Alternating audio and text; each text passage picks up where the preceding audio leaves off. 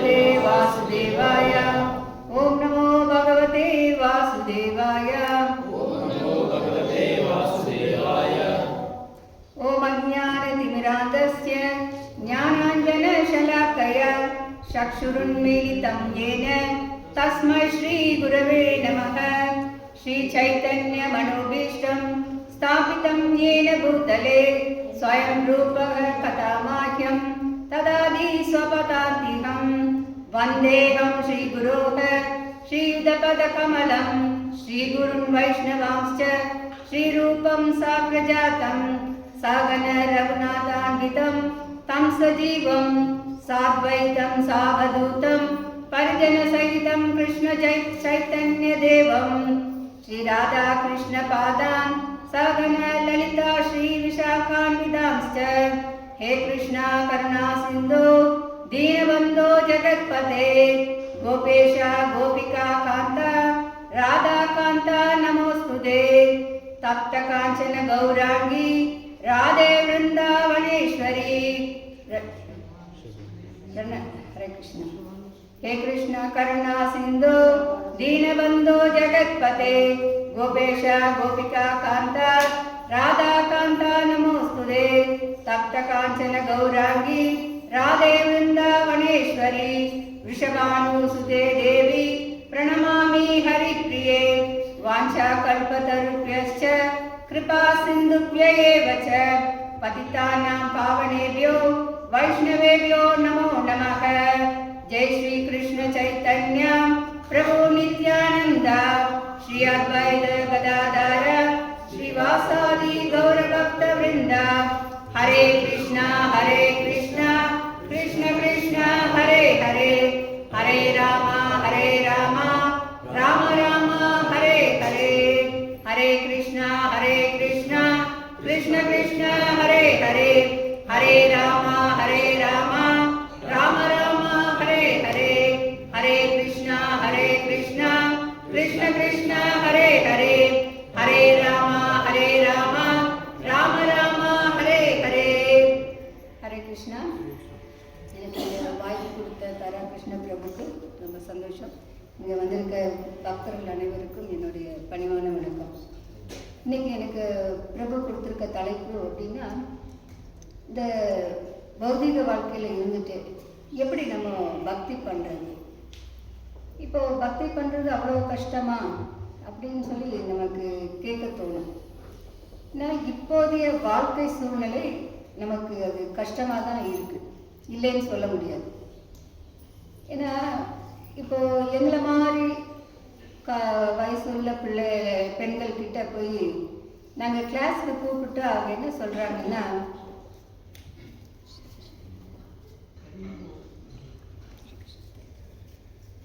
எங்களை மாதிரி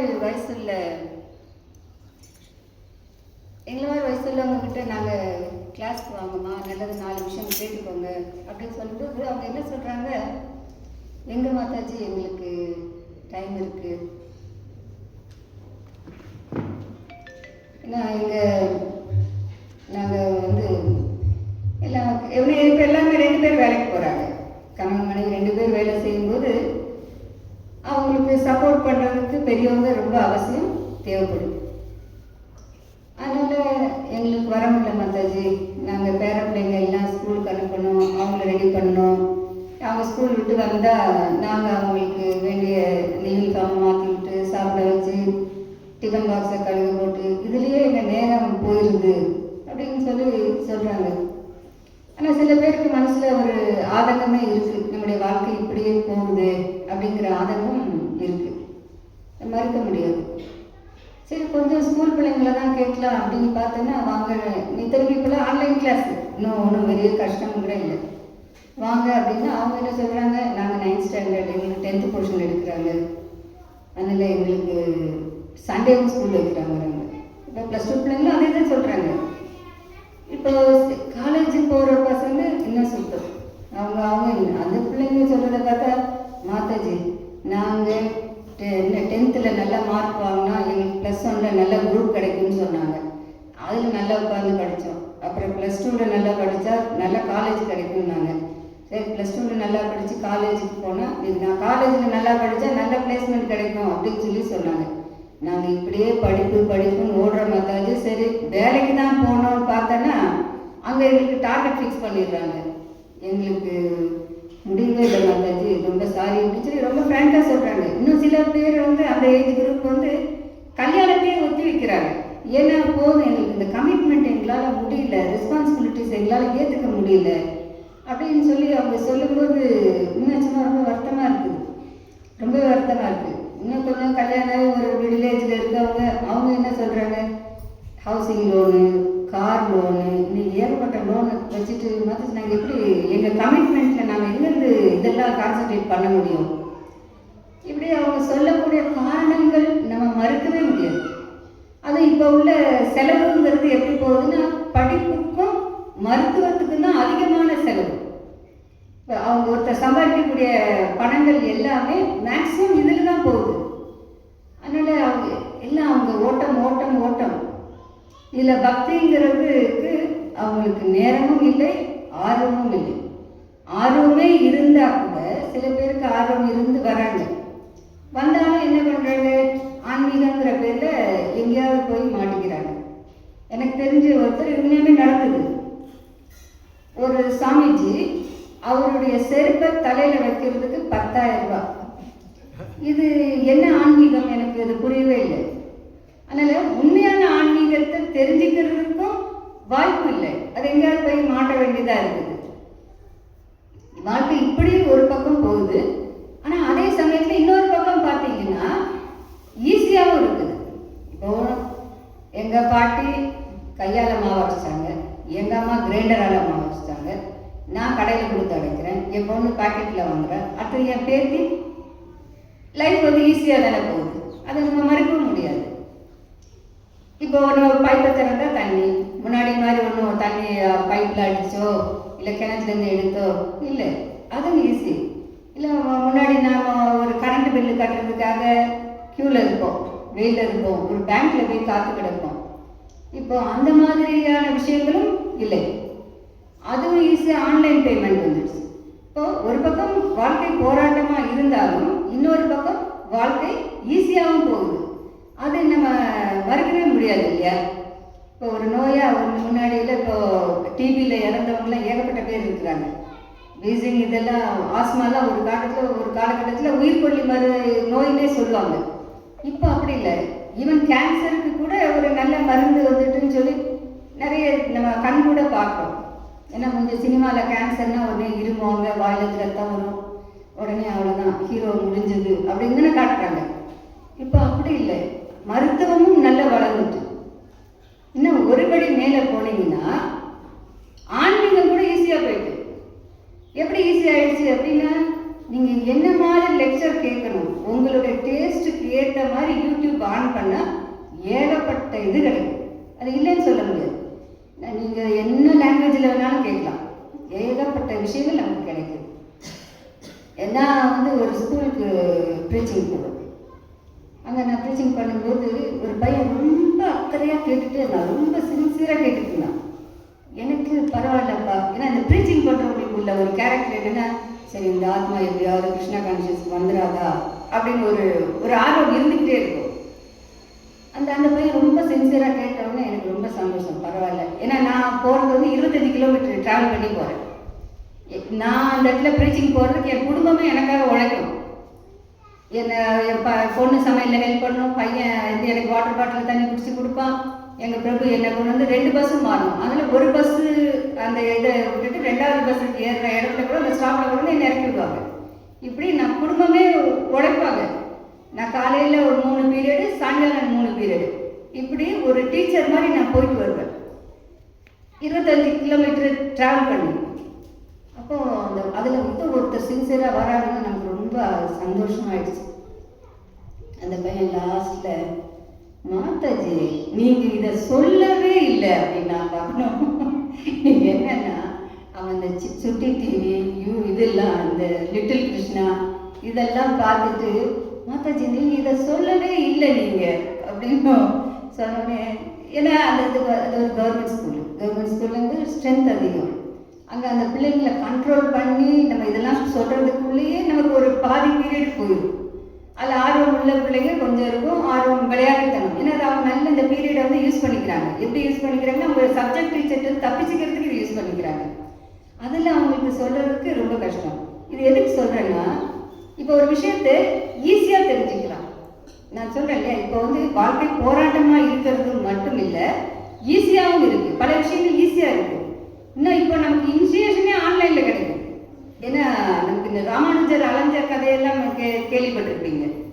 இப்போ நம்ம சனாதன கோஸ்வாமி, ரூப கோஸ்வாமி அவங்கெல்லாம் எந்த அளவுக்கு குருவை தேடி போனாங்க, அந்த கதையெல்லாம் கேட்கும்போது நம்ம அந்த அளவுக்கு மெனக்கடுறோம்னா இல்லை. நமக்கான குருக்கள் நம்மகிட்ட வராது. அது அந்த அளவுக்கு நமக்கு எல்லாமே எளிமையாக கிடைக்குது. எளிமையாக கிடைச்சும் நமக்கு ஏன் பக்திக்கு ஆர்வம் இல்லை? ஆனால் உண்மைதான், வாழ்க்கை போராட்டமாக இருக்குது, இல்லைன்னு சொல்லலை. ஏன் நம்மக்கிட்ட அந்த பக்திங்கிற தன்மை வந்து இல்லை? ஆனால் பிரபுபாதா என்ன சொல்கிறாங்கன்னா, எல்லாருக்கிட்டையும் பக்தி இருக்குது. அதுக்கு உதாரணம் வந்து ஒரு குழந்தை எப்படி நடக்குங்கிற தன்மை இயல்பாக இருக்கோ, அந்த மாதிரி நம்மக்கிட்ட பக்திங்கிற தன்மை இயல்பாக இருக்கத்தான் செய்யுது. ஆனால் நமக்கு ஏன் அது வரலை? அப்போ ஏதோ ஒரு காரணம் இருக்கு. இல்லை, வாழ்க்கை போராட்டம் தான், அதே சமயத்தில் இன்னொரு பக்கம் ஈஸியாகவும் இருக்குது. இந்த ரெண்டுக்கும் மத்தியில் எது நம்மளை பகவானோட கனெக்ட் பண்ணாமல் இருக்குது? அது ஒரு விஷயம் இருக்குது. இல்லை, அது கொஞ்சம் நம்ம யோசிச்சு தான் பார்க்கணும். இல்லை, ஃபஸ்ட்டு பக்தின்னா என்ன, நம்ம அதை முதல்ல புரிஞ்சுக்கணும். அதாவது நம்மளை பொறுத்த வரைக்கும், அதாவது நம்ம ஒரு விஷயம் என்ன புரிஞ்சுக்கணும், நம்ம இந்த பிரபுபாதாவுடைய பாதத்தில் வந்து சரணடைஞ்ச பிறகுதான் பக்திங்கிறது என்ன நிறைய விஷயம் நமக்கு புரியுது. அதுக்கு முன்னாடி நமக்கு பக்திங்கிறது என்ன அப்படின்னு பார்த்தீங்கன்னா, நல்ல ஒரு ஒரு ஊதுபத்தி, 4 ஊதுபத்தி வச்சுட்டு இப்படி சாமி போட்டால் இப்படி காட்டணும்.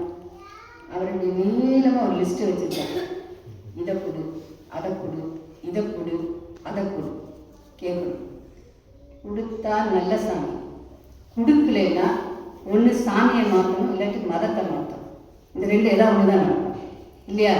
என்ன ஒரு அம்மா கேட்டாங்க, உங்களுக்கு கிருஷ்ணர் செட் ஆகுதா அப்படின்னாங்க. செட் ஆகுதான்னா என்ன? எனக்கு அப்போ அந்த அர்த்தமே புரியல. செட் ஆகுதா அப்படின்னா, நான் கேட்டதை அவர் கொடுக்குறாரா அப்படின்னா அது நல்ல சாமி, அப்படிதான், அதுதான் அர்த்தம். எனக்கு அப்போ உடனே புரியல. லேட்டாக தான் அந்த மாதிரி எக்ஸ்பிளைன் பண்ணாங்க. நம்ம கும்பிட்டு அதை கொடுக்கணும்லங்க அப்படின்னு. அவர் என்ன நமக்கு ஏஜென்ட்டா? நம்ம கேட்டவனுக்கு கொடுக்கறது.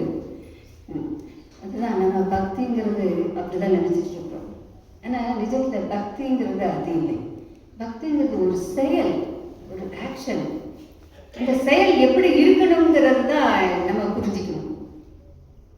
அதாவது நம்ம ஒருத்தரை நேசிக்கிறோம்னா நம்ம அவங்கள நேசிக்கிறத எப்படி வெளிப்படுத்தும்? நம்மளுடைய செய்கையினால தான் வெளிப்படுத்தும். நம்ம வீட்டுக்கு ஒருத்தர் கெஸ்ட் வர்றாங்க. இப்போ நேற்று மாதாஜி, இந்து மாதாஜி தான் இருந்தாங்க. அந்த அன்பை கவனித்து என்னை ஒரு டிக்கெட் கார்டை வச்சாங்க. அதுதான் அன்பு. அன்புங்கிறது ஒரு செயல், ஒரு பக்திங்கிறது ஒரு செயல். அந்த செயலை நம்ம எப்படி செய்யறதுங்கிறது ரொம்ப முக்கியம். அதான் பகவான் நம்முடைய அன்புக்கு தான் கட்டுப்படுறார். பகவான் என்ன சொல்றாங்க, நீங்கள் இலையோ பூவோ பழமோ நீரோ எப்படி கொடுக்க சொல்றாங்க? அன்போடையும் பக்தியோடையும் கொடுங்க, நான் ஏற்றுக்கிறேன் அப்படிங்கிறாங்க. அதுதான் பக்தி. பக்தின்னா ஏதோ ஒரு இது கிடையாது, ஒரு பெரிய ப்ராசஸ் இல்லை, அது பெரிய கம்பசூத்திரம் கிடையாது. பக்திங்கிறது ரொம்ப எளிமையான விஷயம்தான். ஆனால் அதில் ஒரு சின்சியாரிட்டி தான் நமக்கு ரொம்ப முக்கியம். இப்போ நம்ம வந்து பகவான் வந்து நம்ம கொடுக்குறத சாப்பிடுவாரா? என்கிட்ட ஒருத்தர் கேட்டார், என்னோட வேட்டு மதத்தை சேர்ந்தவங்க. அவங்க அந்த ஆளுங்க அப்படி தான் பேசுவாங்க. நம்ம அதை பற்றி பெருசு பண்ண வேண்டிய அவசியம் இல்லை. என்னைக்காவது யாராவது சாமி பார்த்து சாப்பிட்றத பார்த்துருக்காங்களா அப்படின்னு கேட்டாங்க. அது பார்க்கக்கூடிய அளவுக்கு நீங்கள் இருந்தீங்கன்னா பார்த்துருப்பீங்க, இல்லாட்டி அது எப்படி பார்க்கணுங்கிற ப்ராசஸை நான் சொல்லித்தரேன், அதை ஃபாலோ பண்ணுங்க, நீங்கள் பார்ப்பீங்க அப்படின்னு அவர் வாயை இது பண்ணிடுச்சு. அந்த அதுக்கப்புறம் யாருக்கு தெரியும், என்கிட்ட பேசினா ஏட குடமாக தான் பதில் வருங்கிறது நல்லாவே தெரியும். அதனால் கொஞ்சம் வாயை கொஞ்சம் கண்ட்ரோலாக தான் இருக்கும். இந்த மாதிரி குதர்க்கமான பேச்சுகள் நமக்கு ஒரு 10 பைசா பிரயோஜனம் இல்லை. அவங்க பேசிட்டு போகிறாங்க, அது அவங்க விஷயம். நம்ம பகவானை எப்படி நேசிக்கணும், அதை மட்டும் நம்ம தெரிஞ்சுக்கணும். இப்போ இன்னொரு விஷயம், ஏன் இப்போ இந்த நேசிக்கணும், பக்தி செய்யணும், இந்த வார்த்தையெல்லாம் சொல்கிறீங்க? என் வாழ்க்கை நல்லா தான் இருக்குது. நான் ஒரு அம்மா கிளாஸ் கூப்பிட்டேன், எனக்கு ஒரு குறை கிடையாது. என் அம்மா அப்பா நல்லா இருக்காங்க, என் புருஷன் என்னை நல்லா வச்சுருக்காரு, என் மாமியார் மாமனார் தொல்லை கிடையாது, எனக்கு 2 பிள்ளைங்க, எனக்கு எந்த குறையும் கிடையாது. நான் எதுக்கு சாமி கும்பிடணும்? அந்த மாதிரி இப்படியே தான் கேட்டாங்க. கிளாஸ் வரல, கடைசி வரைக்கும் வரல. ஏன்னா நம்ம சில அடிப்படை விஷயங்கள் நமக்கு புரிஞ்சதுன்னா இந்த மாதிரி கேள்விகள் நம்ம கேட்க மாட்டோம். அதாவது பக்தி செய்யணும், கட்டாயம் செய்யணும். இது எல்லா மதமும் சொல்லுது, நம்ம மதம் மட்டும் இல்லை, எல்லா மதமும் சொல்லுது. இல்லை நமக்கு இந்த மெயினாக ஒரு பாயிண்ட்டை நம்ம புரிஞ்சுக்கணும். நம்ம ஒரு இது சொல்கிறோம் இல்லையா, நான் வேலைக்கு போகணும் அப்படின்னு சொல்லி நம்ம எல்லோரும் சொல்கிறோம், நீ என்னப்பா பண்ணுற? நான் வேலைக்கு போகிறேன். நம்ம யாரும் அதை ஏன் எதுக்குன்னு கேட்கறது இல்லை. ஏன்னா வேலைக்கு போய் தான் ஆகணும். எதுக்கு வேலைக்கு போகணும்? நம்ம உடலை பராமரிக்கிறதுக்காகவாது நம்ம வேலைக்கு போக தான் செய்யும். இது கிருஷ்ணனுமே கூட அர்ஜுனனை போர் செய்யாது அப்படின்னு சொல்லலை. நீ உடலை பாதுகாக்கிறதுக்காவது நீ வேலைக்கு நீ அதாவது உன்னோட உடலை பாதுகாக்கிறதுக்காக நீ உழைச்சுதான் ஆகணும்னு தான் சொல்கிறார். அப்போ நம்மளுடைய உடலை பாதுகாக்கிறதுக்காக நம்ம உழைச்சுதான் ஆகணும். அப்போ அந்த உடலுக்குள்ள ஒரு ஆத்மா இருக்கு இல்லையா, அப்போ அதுக்கு என்ன பண்ணணும்? அதை நம்ம யாருமே யோசிக்கிறதே கிடையாது. நம்ம உடல் அளவில் தான் நினைக்கிறோம். ஏன்னா அந்த உடலுக்கு தேவை என்ன? விட்டமின், புரோட்டீன், என்னென்னோ இருக்கு இல்லையா, D3, D4, ABCD ஏகப்பட்டது இருக்கு இல்லையா, அத்தனையும் தேவை. ஆனால் இந்த உடலுக்குள்ள இருக்கிற ஒரு ஆத்மா, அந்த ஆத்மாவுக்கு என்ன தேவை? அதை நம்ம யாரும் என்னைக்கு யோசிக்கிறதே கிடையாது.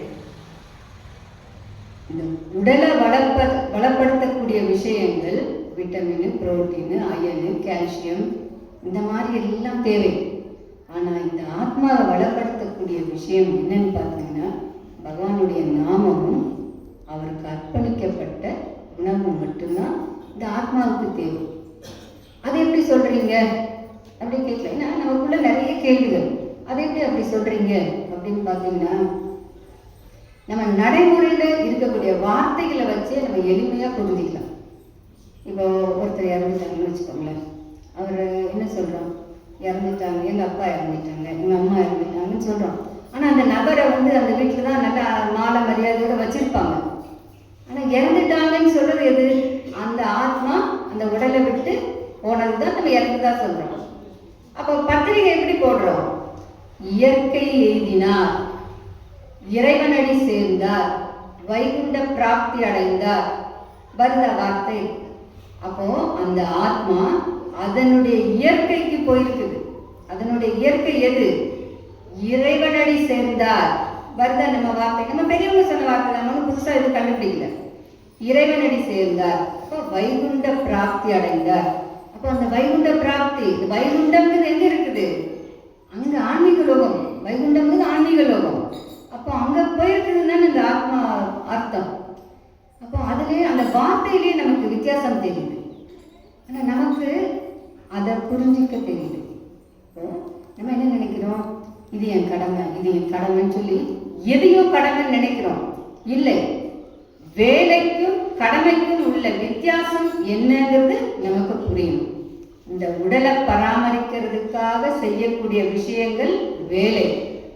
இந்த ஆத்மா பகவானுடைய சேவையில ஈடுபட வேண்டியது கடமை. இதுதான் கடமைக்கும் வேலைக்கும் உள்ள வித்தியாசம். சொல்றேன்ல, என் குடும்பத்தை நான் பார்க்க வேண்டியது கடமை, நீ அவங்க அப்பா அம்மாவுக்கு செய்ய வேண்டியது கடமை, உன் மனைவிக்கு செய்ய வேண்டியது கடமை, உன் குழந்தைக்கு செய்ய வேண்டியது கடமை. இப்போ ஒரு ராஜாவோ இல்லை ஒரு பிரதம மந்திரியோ ஒரு முதல் மந்திரியோ சிஎம்ஓ யாராக இருந்தாலும் என்ன சொல்கிறோம்? அது அவங்க கடமைங்க, அவங்க செய்கிறாங்க அப்படின்னு சொல்லி சொல்லுவோம். ஏன் அது கடமை? ஏன்னா ஒரு ராஜா, குரு, தந்தை இவங்கெல்லாம் அவங்கள சேர்ந்தவங்களுக்கு பகவானுடைய பாதத்தில் போய் சேர்ற மாதிரி செயலை செய்யணும். அது அவங்களுடைய கடமை. இதுதான் கடமைக்கும் வேலைக்கும் உள்ள வித்தியாசம். உடலை பராமரிக்கிறதுக்கு செய்ய வேண்டியது வேலை, இந்த ஆத்மா பகவானுக்கு சேவை செய்ய வேண்டியது கடமை. அது என்ன இப்படி புதுசாக அவங்க தூக்கி கொண்டு போடுறீங்க அப்படின்னா, பாகவதத்திலே ஒரு இடத்துல ஒரு ஸ்லோகம் வருது. என்ன ஸ்லோகம் வருதுன்னா, அதை படித்தப்ப எனக்கு ரொம்ப பிரமிப்பாக தான் இருந்தது. பகவான் பல உருவங்களை படைக்கிறார். ஊர்வனை, பரப்பனை, இப்படி பல உருவங்களை படைக்கிறார். படைக்கும்போது அவருக்கு அதில் எதுலையுமே அந்த இதில் படைப்பில் திருப்தி வரல. ஏன் திருப்தி வரல அப்படின்னா, பூரணத்தை உணரக்கூடிய உருவம் இல்லை. அந்த உருவங்கள் எல்லாம் பூரணத்தை உணரக்கூடிய உருவம் இல்லை. அப்போ அவருக்கே தெரியல, அவருக்கே திருப்தி இல்லை, படைப்பாளிக்கே திருப்தி இல்லை. நல்லா தெரிஞ்சுக்கோங்க, அந்த உருவங்கள் படைப்பாளிக்கே ஒரு திருப்தி தரல. அதுக்கப்புறம் மனிதனை படைக்கிறார். மனிதனை படைக்கிற எதுக்காக? பூரணத்தை உணர்றதுக்காக. பூரணம்ங்கிறது யாரு? பகவான் தான். அப்போ அந்த மனிதன்கிறது யாரு? அந்த மனிதன்னா மொத்தம் எல்லா ஆத்மாவுமே ஆக்சுவலாக பகவானுடைய அங்கம்சம் தான். ஆனால் அந்த மனிதனால மட்டுமே அந்த பூரணத்தை உணர முடியும். இதுக்காகத்தான் அவர் மனித உடலையே நமக்கு கொடுத்திருக்காரு. இந்த ஒரு பொருள் எந்த நோக்கத்துக்காக படைக்கப்பட்டிருக்கோ இல்லை உற்பத்தி செய்யப்பட்டிருக்கோ அந்த நோக்கத்துக்காக மட்டுமே அதை பயன்படுத்தும். இப்போ இந்த மைக்கை நான் பேசுறதுக்கு பயன்படுத்தாமல் இதே டொக்கும் தட்டினா அது என்ன பிரயோஜனம்? நல்ல ஒரு BMW காரை வாங்கி அதில் வைக்கப்புள்ள ஏற்றிட்டு போனால் என்ன பிரயோஜனம்? அது என்ன நோக்கத்துக்காக அது படைக்கப்பட்டிருக்கோ அதுக்காக மட்டுமே அதை பயன்படுத்தணும். அப்படி வரும்போது பகவான் இந்த மனித உடலை கொடுத்ததே பூரணத்தை புரிஞ்சிக்கிறதுக்காக தான். பகவான் பூரணம், நம்ம பகவானுடைய அங்க அம்சம், பார்ட் அண்ட் பார்சல். இப்போ ஒரு மிஷின்லேருந்து ஒரு ஸ்க்ரூ வெளியே வந்துடுச்சுன்னா அதுக்கு ஏதாவது வேல்யூ இருக்கா? இல்லை. அந்த மிஷினோட கனெக்ட் ஆனால் மட்டுமே அந்த ஸ்க்ரூக்கு வேல்யூ. அதே மாதிரி நம்மளும் பகவானோட இணைந்தால் மட்டுமே நமக்கு வேல்யூ. நம்மளே சொல்கிறோம் இல்லையா, ஓம் சக்தி பராசக்தி. பராங்கிறது அங்கே அந்த சக்தி. நம்ம வார்த்தைகளே நம்ம புரிஞ்சுக்கலாம். நமக்கு ஒன்றும் பெரிய மெனக்கட வேண்டிய அவசியம் இல்லை. ஓம் சக்தி பராசக்தி. பராசக்தி யார்? பகவான் தான். அது நமக்கு தெரியல. தெரியாமல் தான் பராங்கிற வார்த்தையெல்லாம் பகவத்கீதையில் இருக்கு. சரி, இதெல்லாம் ஓகே, நீங்கள் சொல்கிறதெல்லாம் சரிதான். அப்போ நான் எப்படி பக்தி பண்ணுறது? எனக்கு இருக்க வாழ்க்கையே போராட்டமாக இருக்கே அப்படிங்கும்போது பகவத்கீதைய உபதேசம் யாருக்கு பண்ணார்? கிருஷ்ணன். அர்ஜுனனுக்கு தானே. அர்ஜுனன் அப்படியே ஹாயாக வாழ்ந்துட்டு இருந்தாரா என்ன? அர்ஜுனன் படாத அவமானங்களோ, அர்ஜுனன் படாத கஷ்டங்களோ, ஏன்னா அர்ஜுனன்னா பாண்டவர்கள், அவங்க சந்திக்காத பிரச்சனைகளோ ஒன்றும் நம்ம ஒன்றும் சந்திக்கல. அவருக்குத்தான் உபதேசம் பண்ணார். அவர் மூலிமா நமக்கு அங்கே என்ன சொல்றாரு? மாமனுஸ்மர, என்னை எண்ணிக்கொண்டு. அவர் என்ன சொல்றாரு? என்னை எண்ணிக்கொண்டு நீ செயல்படு அப்படிங்கிறார். அவர் எப்படி எண்ணிட்டு நம்ம செயல்பட முடியும்? அது எப்படிங்க? இதே அவரை நினச்சிக்கிட்டே இருந்தால் வேலை விட்டே இல்லையா? குழப்ப ஓட்ட வேண்டாமா? சம்பாத்தியம் இல்லையா? குடும்பம் இல்லையா? வரும்ல கேள்வி. எல்லா கேள்வியும் வரும். நமக்கு நல்ல கேள்வி கேட்குறோமோ இல்லையோ, குதர்க்கமாக கேள்வி கேட்குற நல்ல பெஸ்ட்டான மக்களாக தான் இருப்போம். அப்போ மாமனுஸ்மர, என்னை எண்ணிக்கொண்டு. இதை எப்படி அவரை எண்ணிக்கொண்டு செய்ய முடியும்? இதை நான் சொல்கிறது எங்கேயோ ஒரு காலத்தில் வாழ்ந்த ஒருத்தரை சொல்லலை. இப்போ அர்ஜுனனாவது சரி, 5000 வருஷத்துக்கு முன்னாடி வாழ்ந்தார். நம்ம வாழ்கிற காலகட்டத்திலே வாழ்ந்த பிரபுபாதர் அதை நிரூபித்து காட்டுவார் எப்படி வாழணும்னு சொல்லி. அவர் பிரபுபாதர் என்ன சொன்ன? பிரபுபாதரோட சீடர்கள்கிட்ட பிரபுபாதரோட சீடர்கள் பிரபுபாதர்கிட்ட கேட்குறாங்க, அது என்ன பிரபுபாதா நீங்கள் எப்பவும் கிருஷ்ணரையே நினைக்கணும்னு சொல்கிறீங்க, அது எப்படி நினைக்க முடியும் அப்படிங்கும்போது பிரபுபாதர் சொன்னாங்களா, இப்போ நான் அவங்ககிட்ட பேசிகிட்டு இருக்கேன்னா, பேசி முடித்தவொடனே ஹரே கிருஷ்ணா ஹரே கிருஷ்ணா கிருஷ்ண கிருஷ்ண ஹரே ஹரே ஹரே ராம ராம ராம ஹரே ஹரே இப்படியே சொல்லிட்டு இருப்பேன். இப்படித்தான் நினைக்கணும் அப்படின்னு சொல்லி பிரபுபாதர் அழகாக உதாரணம் சொல்கிறாங்க. அதனால் பக்திங்கிறது ஏதோ ஒன்றும் இல்லை, பகவானுடைய சிந்தனையில் வாழணும், அவ்வளோதான். அது எப்படி சிந்தனையில் வாழ முடியும்? அவருடைய நாமத்தை சொல்லணும். நாமத்தை சொல்வதன் மூலியமா நமக்கும் அவருக்கும் ஒரு பந்தம் வரும். இப்போ நான் ஒருத்தரோட நல்ல க்ளோஸாக பழகணும்னா எப்படி பழக முடியும்? அவங்களுக்கும் நமக்கும் ஒரு டிரான்சாக்ஷன் எப்படி ஒரு பேச்சுவார்த்தை இருந்துகிட்டே இருந்தால் அந்த உறவு வந்து நல்ல பலமாகும். அதுதான் நமக்கும் பகவானுக்கும் ஒரு உறவு பலப்படணும்னா அவருடைய நாமத்தை சொல்லி தான் பலப்படுத்தணும். இந்த நாமங்கிறது ஒரு ஆன்மீக அதிர்வு தரக்கூடியது. அந்த ஆன்மீக அதிர்வு தரக்கூடிய அந்த நாமம் ஏதோ இங்கிருந்து வந்ததில்லை, ஆன்மீக லோகத்திலிருந்து நமக்கு வந்தது. நம்ம அதன் மூலயமா நமக்கும் அவருக்கும் ஒரு உறவு ஏற்படும். இதைத்தான் பகவான் சொல்றார், என்னை எண்ணிக்கொண்டு. என்னை எண்ணிக்கொண்டு அவர் எப்படி நினைக்கிறது? அவர் நாமத்தின் மூலயமா தான் நம்ம நினைக்க முடியும். இதைத்தானே தவிர வேற எதுவும் ஒன்றும் கிடையாது. நம்ம இந்த பௌதிக உலகத்துல எத்தனையோ பிரச்சனைகள் எதுவுமோ ஃபேஸ் பண்ண தான் செய்வோம். இப்போ நான் கேட்குறேன், ஒரு பிரைம் மினிஸ்டருக்கோ ஒரு சீஃப் மினிஸ்டருக்கோ இல்லாத நெருக்கடியாக நமக்கு இருக்குது. அவங்க எத்தனையோ ஃபேஸ் பண்ணுறாங்க. ஆனால் நமக்கு நம்ம வாழ்க்கை தானே நம்ம பார்க்குறோம். அதுக்கிடையில கொஞ்சம் பகவானை நினைக்கிறதுல என்ன பிரச்சனை? நமக்கு ஒரு பிரச்சனையும் இல்லை. நல்லா தெரிஞ்சுக்கணும், கடமை வேறு, வேலை வேறு. வேலைங்கிறது உடலை பராமரிக்கிறதுக்காக செய்யக்கூடிய செயல். கடமை இது நமக்கு நம்முடைய வர்ணாசிரம தர்மம், அதுதான் சனாதன தர்மம்னு சொல்கிறோம் இல்லையா? அந்த வர்ணாசிரம தர்மமே அதைத்தான் சொல்லுது. அந்த வர்ணாசிரம தர்மத்தினுடைய அமைப்பு, அந்த கட்டமைப்பு எப்படின்னா பகவானை நோக்கி நம்மளை கொண்டு போகிறது மாதிரி தான் அமைச்சிருக்கிறாங்க. இப்போ ராமராஜ்யம் சொல்லி சொல்கிறாங்க. ராமராஜ்யமே அவ்வளோ பெஸ்ட்டாக இருந்தது. ஏன்னா இந்த வர்ணாசிரம அமைப்பு படி இந்த வாழ்க்கை இருந்ததுனால மக்கள் நல்ல அருமையாக இருந்தாங்க. இது ஒரு பயிற்சி. மக்களை வந்து நீங்கள் என்னதான் ஒரு சட்டம் போட்டாலும், என்னதான் ஒரு கண்டிஷன் ஸ்ட்ரிக்ட் பண்ணாலும் மக்கள்கிட்ட ஒரு அமைதியோ ஒழுக்கமோ வரவே வராது. ஏன்னா இப்போ நம்மளுடைய கல்வியும் அப்படித்தான் இருக்கும். நம்மளுடைய கல்வி ஒரு அசுர கல்வி. இந்த மெக்கலே சிஸ்டம் வந்த பிறகு நம்மக்கிட்ட ஆன்மீக கல்விங்கிறது துளியும் கிடையாது. ஏன்னா சட்டம் செய்யாத பல விஷயங்கள் ஆன்மீகம் செய்யும். இப்போ குஜராத்தில் பார்த்தீங்கன்னா ஒரு முறை இந்த நட்சத்திர ஆமைன்னு சொல்லுவாங்கல்ல, அது ரொம்ப கடத்திட்டு இருந்தாங்க. அதை தடுக்கிறதுக்கு என்ன பண்ணாங்க, என்னென்னமோ பண்ணி பார்த்தாங்க, எவ்வளவோ பண்ணாங்க, ஒன்றும் பண்ண முடியல. கடைசியில் அந்த ஆமையை வந்து நம்ம தசாவதாரத்தில் ஒரு இதை கொடுத்து அதை மக்களுக்கு புரிய வச்ச பிறகு அந்த இதை தடுக்க முடிஞ்சு. இப்போ நானே ஒரு கிளாஸ் எடுத்தேன். நான் கிளாஸ் எடுக்கும்போது, சில்ட்ரன்ஸ் கிளாஸ் எடுக்கும்போது எல்லாமே இந்த லேபர் கேட்டகரி பிள்ளைங்க தான். எங்கள் வீட்டில் வேலை செய்கிறாங்க மூலியமா அந்த கேட்டகரி பிள்ளைங்க தான். ஆனால் ரொம்ப சின்சியராக இருப்பாங்க. அதில் ஒரு பையனுக்கு வந்து திருடுறதுங்கிறது ஒரு கிக்கு. அவனுக்கு அந்த பொருள் மேலே இன்ட்ரெஸ்ட் இல்லை. அந்த கடைக்காரருக்கு தெரியாமல் திருடிட்டதில் அவருக்கு ஒரு கிக்கு. அப்புறம் அந்த பையன்கிட்ட வந்து அந்த பிள்ளைங்களாம் என்கிட்ட கம்ப்ளைண்ட் பண்ணும், மாதாஜி நான் எப்போ எங்கே போனாலும் இதான் அவங்க திருடிட்டு வரான் மாதாஜி அப்படின்னு. அந்த பையனை கூப்பிட்டு எப்படி திருடுறாருன்னு அவன் ரொம்ப ஜாலியாக, அவன் தப்பு பெரிய த்ரில்லிங்காக பண்ணிட்டு இருப்பான். இப்படியே சுற்றி பார்ப்பான். அவன் சொல்கிற கணக்கு தெரியாமல் எடுத்துகிட்டு வந்துடும் மாதாஜி. சரி அது என்னடா பண்ணுங்க, அவனுக்கு அது யூஸே இல்லை. அவனை பொறுத்த வரைக்கும் திருடணும். அதை நான் சொன்னேன் அவன்கிட்ட, இப்படியே பார்த்தியே, இங்கே ஒருத்தர் பார்க்குறாங்கிறத நீ பார்த்தியா என்னைக்காது அப்படிங்கும்போது அப்போ தான் அவனுக்கு ஆமாம் நமக்கு மேலே பகவான் பார்க்குறாருங்கிற ஒரு உணர்வு வந்து.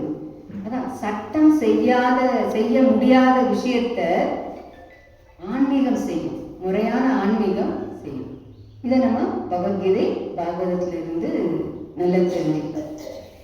இப்போ இந்த நம்ம எந்த விஷயங்கள் நீங்கள் ஞாபகம் வச்சுக்கிறீங்களோ இல்லையோ என்னை பொறுத்து, ஏன்னா இந்த சில விஷயங்கள் எனக்கு நான் மண்டையில் ஸ்ட்ராங்காக ஏற்றிக்கிறது தான். நீங்கள் உங்கள் மைண்டில் வச்சுக்க வேண்டிய விஷயம் நான் இப்போ சொன்னேன் இல்லையா, வேலைக்கும் கடமைக்கும் உள்ள வித்தியாசத்தை நீங்கள் புரிஞ்சுக்கணும். வேலை வேறு, கடமை வேறு. வேலை உடலை பராமரிக்கிறதுக்கான விஷயம். கடமை இந்த ஆத்மா பகவானுடைய சேவையில் இருக்கணும், அது கடமை. நமக்கு நிறைய குழப்பம் ஏன் வருது தெரியுமா? முறையான ஆன்மீக ஞானம் இல்லாதனால தான். அதுக்கு தான் நமக்கு பகவத்கீதை படிக்கணும், பாகவதம் படிக்கணும்னு சொல்லி நம்ம பெரியவங்க சொல்லித்தரு.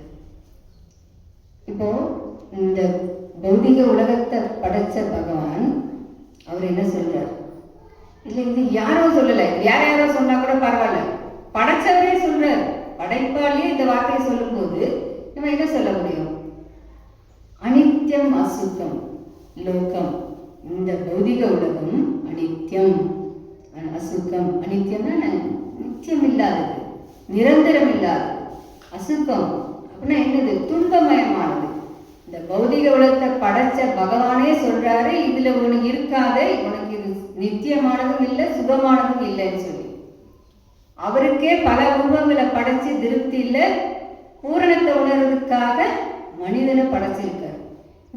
இவ்வளோ டீட்டெயில் நமக்கு கொடுத்தும் நம்ம அதை புரிஞ்சிக்கலைன்னா அது நம்மளுடைய தவிர யாருடைய தவிர.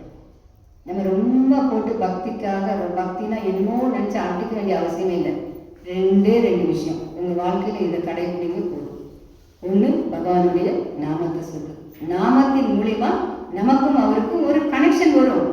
இப்போ ஒரு எம்எல்ஏ வீட்டு வாசல்ல போய் ஒருத்தர் திரும்ப திரும்ப திரும்ப திரும்ப நிற்கும் போது அந்த எம்எல்ஏவோட கவனத்தை அவர் கொண்டு வராது இல்லையா? இல்லாட்டி எப்படி அவருக்கு அந்த அதனால கிடைக்கக்கூடிய பலன்கள் கிடைக்கும்? ஒரு சாதாரண எம்எல்ஏ கிட்டேயே ஒரு காரியம் ஆகிறதுக்கு இவ்வளோ மெனக்கடும் போது, ஏன் நம்மளுக்கு தகப்பன், நம்முடைய தகப்பன் யாரு? பகவான் தான். அவருடைய கான்டாக்ட்ல நமக்கு வரதுல என்ன பிரச்சனை? ஒன்றும் பிரச்சனை இல்லையே. அதனால் அவருடைய நாமத்தின் மூலிமா நமக்கும் அவருக்கும் ஒரு கனெக்ஷன். இன்னொன்று பகவானுக்கு அர்ப்பணிக்கப்பட்ட உணவு. இப்போ பகவானுக்கு அர்ப்பணிக்கப்பட்ட உணவை சாப்பிட்றதுனால வரக்கூடிய நன்மைகள் அது ஆன்மீகமாக நிறைய சொல்லலாம். அது அது அது ஒரு வாய்ப்பு வருமானு அதை பார்த்துக்கலாம். இப்போ பகவானுக்கு அர்ப்பணிக்கப்பட்ட உணவு ஏன் அவருக்கு அர்ப்பணிக்கணும் அப்படின்னு பார்த்தீங்கன்னா, நம்ம ஒருத்தரை நேசிக்கிறோம்னா எப்படி அந்த நேசித்தலை நம்ம காட்டுறோம்? உணவின் மூலியமா தான் காட்டும். உணவுங்கிறது ஒரு அன்பின் மொழி. அன்பின் மொழி. நான் உங்களை நேசிக்கிறேன், எங்க வீட்டுக்கு வந்திருக்கீங்க, உங்க வீட்டுக்கு நான் வந்திருக்கேன் அப்படின்னா எப்படி கவனிப்பீங்க? உங்க உணவு மூலியமா தான் கவனிப்பீங்க. அதைத்தான் பகவானுக்கு அர்ப்பணிச்சுட்டு சாப்பிடுங்க அப்படின்னு சொல்றாங்க. பகவான் அதை ஏத்துக்குவாரா? நான் ஏத்துக்கிறேன். பகவத்கீதை 9.26 சொல்றாரு, நீ அன்புடனும் பக்தியுடனும் நீ எனக்கு இங்க ஒரு இலையோ பூவோ நீரோ கூட நான் ஏத்துக்கிறேன் அப்படின்னு சொல்றாரு. நீங்க 10வது கேண்டோல பகவான் பாகவதம் 10வது கேண்டோ இவர்கிட்ட கோபியர்கிட்ட சொல்றார், உங்களின் அன்புக்கு நான் என்ன கைமாறு செய்ய போகிறேன்? அவர் கேட்கிறார், எதுக்கு? நீங்க கொடுத்த சப்பாத்திக்கா, நீங்க கொடுத்த பரோட்டாக்கா? இல்லை, உங்களின் அன்புக்கு நான் என்ன கைமாறு செய்ய போகிறேன்? பிரம்மாவின் வாழ்நாள் முழுவதும் செய்தாலும் ஈடாகாது அப்படின்னு சொல்லி கோபியர்களை பார்த்து கிருஷ்ணர் சொல்றார். என்னது? அன்பு. அன்புக்குத்தான் நான் என்ன கைமாறு செய்ய போறேன்னு சொல்றாரு. அதனால அவர் நம்ம கிட்ட எதிர்பார்க்கறது அன்பும் பக்தியும் மட்டும்தான். அதனால பகவானுக்கு அர்ப்பணிக்கப்பட்ட உணவு, அவருடைய நாமம், இதுவே போதும். நம்மளை அவர்கிட்ட கொண்டு போய் சேர்த்துடும். பக்தின்னா இதுவும் ஒரு பெரிய ப்ராசஸ் இல்லை, ரொம்ப எளிமையான ஒரு விஷயம்தான். இது நம்மளுடைய கடமை. ரொம்ப கட்டாயம். எதுக்கு பித்திருக்களுக்கெல்லாம் இது பண்ணுறோம், காரியம் பண்ணுறோம்? அது ஆத்மா சம்மந்தப்பட்டதுன்னு தெரிஞ்சுதானே நம்ம பண்ணுறோம். ஏன்னா அது பகவானுடைய பிரசாதத்தை சாப்பிட்டா தான் அதுக்கு முக்தி கிடைக்கும் நம்ம பெரியவங்க சொல்கிறாங்க இல்லையா? பகவானுக்கு அர்ப்பணிக்கப்பட்டது கொடுக்கும்போது இந்த மாதிரி ஆத்மாக்கும் பகவானுக்கும் உள்ள உறவு என்ன அப்படிங்கிறத நம்ம புரிஞ்சுக்கணும். ஏன்னா நம்ம பகவானுடைய அம்சம். பகவானே சொல்றார் பகவத்கீதையில, மமைவாம்சோ ஜீவனுக்கு, என்னுடைய அம்சம் அப்படின்னு சொல்றாங்க. அப்ப நமக்கும் அவருக்கும் கனெக்ஷன் இல்லாமல் அவர் சொல்றாரு, நமக்கும் அவருக்கும் கனெக்ஷன் இருக்கு. அப்போ அந்த கனெக்ஷனை நம்ம ரெனிவல் தான் பண்றோம். நம்ம இது புதுசா போய் அவர்கிட்ட போய் நான் தான் அவங்க பக்தன், நான் தான் அவங்க பக்தன் ஒன்றும் சொல்லலை. ஆல்ரெடி நம்ம அவருடைய பக்தர் தான். அதை கொஞ்சம் நம்ம ஸ்ட்ராங் பண்ணுறோம், அவ்வளோதான். அதனால் இந்த பௌதிக வாழ்க்கையில் பக்தி பண்ண முடியுமா? நான் ரொம்ப நெருக்கடியாக இருக்கேன், எனக்கு அந்த பிரச்சனை, எனக்கு பண கஷ்டங்க, நான் ரொம்ப வறுமையில் இருக்கேன் அப்படின்னா கூட, வறுமையிலேயே இருந்தால் கூட உங்களால் பக்தி பண்ண முடியும். ஏன்னா அவர் கேட்குது, நம்ம ஒரு நீரோ, கடைசியில் என்ன சொல்கிறாங்க, நீரோ ஒரு தண்ணியோ கொடுங்க போதும். அது அந்த தண்ணியில் ஏன்னா அந்த பிரபஞ்சத்தையே படைச்சவருக்கு நம்ம கொடுக்குற 4 சப்பாத்தி 4 தோசை கொஞ்சம் சாதமாக ஒரு சேரப்போகுது இல்லை. அது நம்மளுடைய அன்பு தான் அவர் கேட்குறாங்க. இன்னொன்று, இந்த பாயிண்ட்டை நீங்கள் கொஞ்சம் மைண்டில் வச்சுக்கிட்டீங்கன்னா அவருக்கு பகவானுக்கு அர்ப்பணிக்கணுங்கிற உணர்வு உங்களுக்கு கட்டாயம் வரும். வசுதேவர் தேவகி இவங்க தான் கிருஷ்ணனுடைய அம்மா அப்பா. இந்த பௌதிக உலகத்தில் ஆக்சுவலாக அவருடைய ஈன்ற அம்மா அப்பா வசுதேவர் தேவகி. இவங்க 12,000 தேவ வருஷங்கள் தவம் இருந்தாங்க. தேவ வருஷம் அப்படின்னா தேவர்களுக்கு 6 மாதம் நமக்கு ஒரு பகல், தேவர்களுக்கு ஒரு 6 மாதம் நமக்கு நம்மளுடைய 6 மாதம் தேவர்களுக்கு ஒரு பகல், நம்மளுடைய 6 மாதம் தேவர்களுக்கு ஒரு இரவு. அப்போ ஒரு நாள் நமக்காக அவங்களுக்காக நமக்கு ஒரு வருஷம். இப்படி 12,000 தேவ வருஷம் வசுதேவர் தேவகி தவம் இருந்தாங்க. எதுக்கு? பகவானே தனக்கு குழந்தையா வரணுங்கிறதுக்காக அவர் பிறந்தார். அவங்களுக்கு குழந்தையா வந்தார். அதுக்கு முந்தைய அவங்க 6 குழந்தைகளை கம்சனால கொல்லப்பட்டதை கண்ணெதிரில் பார்த்தாங்க. சரி, இது 8வது குழந்தை. இந்த 8வது குழந்தை பிறந்தும் அந்த அம்மாவுக்கு ஒரு நேரம் கூட, ஒரு பிறந்த குழந்தைக்கு முதல் உணவு எது? தாய்கிட்ட இருந்தால் கிடைக்கும். அந்த ஒரு நேர உணவு கூட அந்த அம்மாவால் கிருஷ்ணருக்கு கொடுக்க முடியல. ஆனால் இன்னைக்கு நமக்கு அந்த பாக்கியம் கிடைச்சிருக்கு. நீங்க நினைக்கலாம், போட்டோல தானே கொடுக்குறோம். எல்லா இடத்துலையும் நீக்கமர நிறைந்திருக்கிற இறைவனால ஏன் இந்த போட்டோல இருக்க முடியாது? ஏன் இந்த கல்லுல இருக்க முடியாது? ஏன் இந்த கட்டையில இருக்க முடியாது? நினைச்சு பாருங்க. சொல்றோம்ல, கடவுள் எல்லா இடத்துலையும் நீக்கமர நிறைஞ்சிருக்காருன்னு சொல்லி. எல்லா இடத்துலையும் நீக்கமர நிறைஞ்சிருக்கிற இறைவனால கட்டாயம் அந்த போட்டோல இருக்க முடியும். அவங்களுக்கு 12,000 தேவ வருஷங்கள் தவமிருந்து பிறந்த குழந்தைக்கு ஒரு நேர உணவு கூட கொடுக்க முடியாது. ஆனால் இன்னைக்கு நமக்கு அந்த வாய்ப்பு கிடைச்சிருக்கு. அதை நம்ம தவற விடலாமா? நிச்சயம் தவற விடக்கூடாது. அதனால் அது ஒரு பாக்கியம். அந்த பாக்கியமாக நம்ம நினச்சி நம்ம அவருக்கு தினம் உணவு அர்ப்பணிக்கணும். உங்களால் என்ன முடியுமோ. எங்கள் வீட்டில் நாங்கள் இது சாப்பிடுவோம், அது சாப்பிடுவோம். சில நியமங்கள் நம்முடைய குருக்கள் கொடுத்துருக்காங்க. அதில் கொஞ்சம் ஃபாலோ பண்ணிட்டு எதுவுமே கொடுக்க முடியல. ஒரு சாதத்தில் கொஞ்சம் நெய்யை விட்டு, ஒரு உப்பை போட்டு, என் வீட்டில் இருக்க படங்கள், ஒரு இட்லி, இன்னமும் ஒன்று அவருக்குன்னு ஒரு தனியாக ஒரு தட்டை வச்சுருங்க, ஒரு கப்பை வச்சுருங்க, கொடுங்க, போதும். ஒரு துளசி இலை போட்டு, ஏன்னா இதெல்லாம் நம்ம குருக்கள் சொன்னாங்க. ஒரு துளசி இலையை போட்டு அவருக்கு கொடுக்கணுங்கிறது நமக்கு அந்த நியமங்கள் இருக்குது. அவ்வளோதான். இதுதான் பக்தி. ஏன் இதை செய்யறதுல நமக்கு என்ன பிரச்சனை? இந்த பௌதிக உலகத்தில் எவ்வளோ நெருக்கடியான நேரத்திலும் செய்ய முடியும். இந்த நெருக்கடியான வாழ்க்கை நமக்கு மட்டும் இல்லை. நமக்கு பாகவதத்தில் அக்ரூரர்னு சொல்லி ஒருத்தர் இருக்கார். அவரை பற்றி கதை. அவர் யார் தெரியுமா? கிருஷ்ணனை கொல்லணும் கொல்லணும் கொல்லணும்னு ராத்திரி பகலாக காத்துட்டு இருக்கிற கம்சனுடைய சபையில் இருக்கக்கூடிய, கம்சனுக்கு நம்பிக்கையா இருக்கக்கூடிய ஆள் வேற. 10வது குறைக்கு கம்சன் ஒரு அசுரன். அசுரங்கிறது ஏதோ 2 கொம்பு இருந்து பல்லெல்லாம் இப்படி இருக்குதுன்னு அர்த்தம் இல்லை. அசுர குணம், அந்த குணம் உள்ள ஒரு நபர். அவர்கிட்ட இவர் இருப்பார், நம்பிக்கையான நபர். ஆனா அவர் சிந்தனை எப்பவும் கிருஷ்ணர்கிட்ட தான் இருக்கும். கம்சன் அர்ஜுனன் கிருஷ்ணரை கொல்றதுக்காகவே இவரை கூப்பிட்டு இருக்காரு. அது ஒரு புது ரகத்தை. ஏன்னா அவருக்கு கம்சனோட சின்ன புத்தி, புது ரகத்தை கொடுத்தா இவர் போய் கூட்டிட்டு வரும்போது சந்தோஷமா அந்த ரகத்துக்கு ஆசைப்பட்டு இவர் போவாருன்னு சொல்லி கம்சன் நினைப்பார். ஆனால் அக்ரூரர் என்ன நினைப்பார் தெரியுமா? ஏ கம்சா, நீ போன ரதமெல்லாம் என் கிருஷ்ணருக்கு எதுக்குப்பா? இந்த புது ரதம் தான்ப்பா சரி அப்படின்னு சொல்லி அந்த புது ரதத்தை ஓட்டிக்கிட்டு அவ்வளோ ஆனந்தமா அவரை நினைச்சுக்கிட்டே போவார்.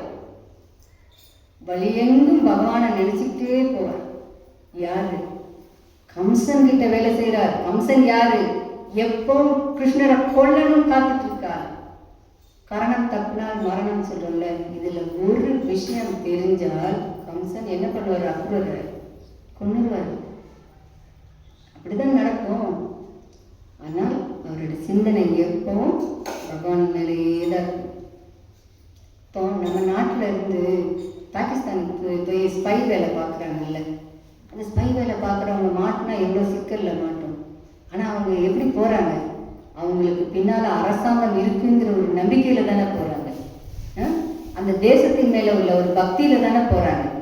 நம்முடைய தேசத்துக்காக போகிறோம்னு சொல்லி அந்த பக்தியில் தானே போய் அங்கே ஸ்பை வேலை பார்க்குறாங்க. ஸ்பை வேலை பார்த்து அந்த பாகிஸ்தான் மாதிரி மக்கள் மாதிரியே வாழ்ந்து அதே மாதிரி ட்ரெஸ்ஸு அதே மாதிரி கொஞ்சம் இப்படி பண்ண முடியாது. இப்படி பண்ணிட்டோன்னா எங்கே சிக்கலாகும். இப்படி பண்ணணும். ஏன்னா கொஞ்சம் தான் மாட்டிக்குவான். அந்த பாடி லாங்குவேஜ் கரெக்டாக இருக்கணும், இல்லாட்டி மாட்டிக்குவான். ஏன்? நமக்கு பின்னால் அரசாங்கம் இருக்குங்கிற ஒரு நம்பிக்கை, என் தேசங்கிற பக்தி, இதுதான் எனக்கு பின்னால பகவான் இருக்காருங்கிற ஒரு நம்பிக்கை, நான் பகவானுடைய அம்சம் அப்படிங்கிற ஒரு பக்தி, இதுதான் வேணும். ஏன் நம்ம கண்ணாலே எத்தனையோ பேர் சில ரியல் ஸ்டோரிலாம் சினிமாலாம் வருது இல்லை, அவங்களால தேசபக்தியோட வாழ முடியுது, அரசாங்கத்தை நம்பி வாழ முடியுது. ஏன் நம்மளால பகவானை நம்பி வாழ முடியல? ஏன் நம்மளால பகவான் மேல பக்தியோட வாழ முடியல? ஏன்னா நமக்கிட்ட அந்த உறுதி இல்லை, நம்மகிட்ட அந்த திடம் இல்லை. எல்லாத்துக்கும் அடிப்படை காரணம் மனசு தான். மனசு தான் நம்மளுடைய நண்பன், மனசு தான் நம்மளுடைய எதிரி. நம்ம மனசை நண்பனா மாற்றணுமா எதிரியா மாற்றணுமாங்கிறது நம்ம கையில் தான் இருக்கு. ஹரே கிருஷ்ணா. வாங்கி கொடுத்த எல்லாருக்கும் நன்றி. ஹரே கிருஷ்ணா. பிரபுபாதர் கி ஜெய்.